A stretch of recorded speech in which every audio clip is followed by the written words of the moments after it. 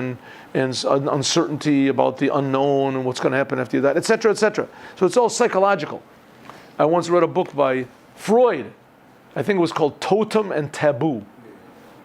Who knows what it's called in German? Totem and Taboo. And anyways, he explained the whole entire Torah is just the Oedipus complex. The whole entire thing. Just an Oedipus complex. Besides having, about 15 facts wrong, I think the only book that has more wrong facts than Freud is the Quran. But exactly, historical facts that are just totally off the wall. You can just any person can check it out. You can see. But like the Quran, people read Freud and they said, "This is the truth. Here it is. If he says it, it must be so. It must be so." That what the Torah is a book of ideas.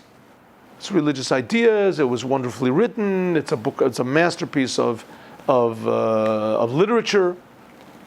As then harite chas v'shalom kashari achachmos. Then the Torah and Judaism is just like every other religion and every other idea and every other subject. Ubamele hine as yochol lios degam kasher yilmudu et Torah. It could be that even when you learn the Torah, hari lo yizacher shem Yisrael od. The name of the Jews won't be mentioned anymore. Because you get rid of the holiness of the Torah.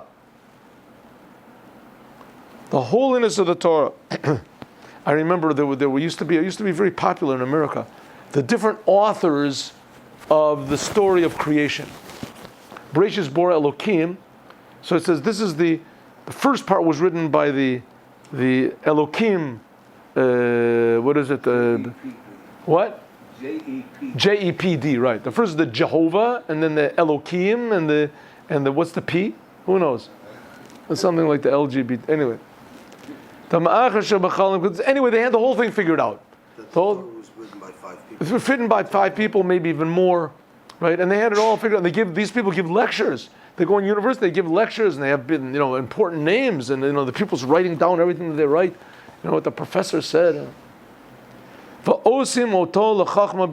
make the Torah into just a, what do you want to call it? A religion book, a literature book. It could be that a person will learn the wisdom of the Torah and know it. God forbid, it could wipe out the Jewish people with the Torah.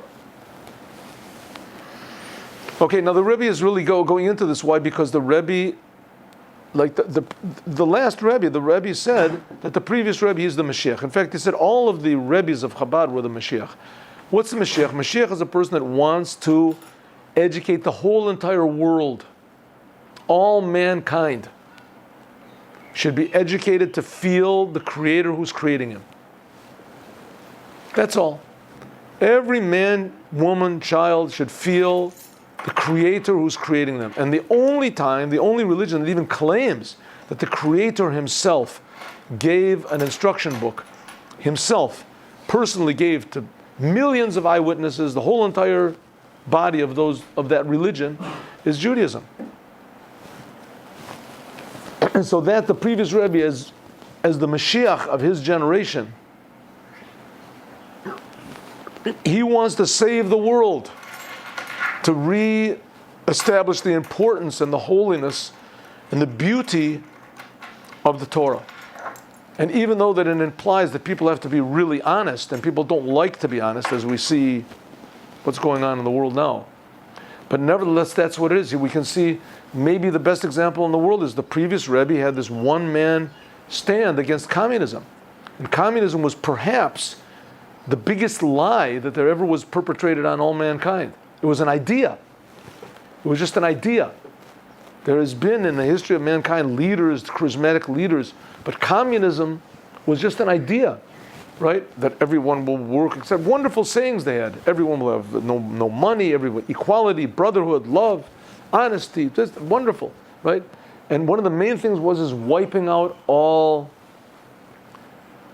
thought that there's a creator, that there's any other type of knowledge or system of what do you want to call it? The system of controlling man, of leading man other than communism.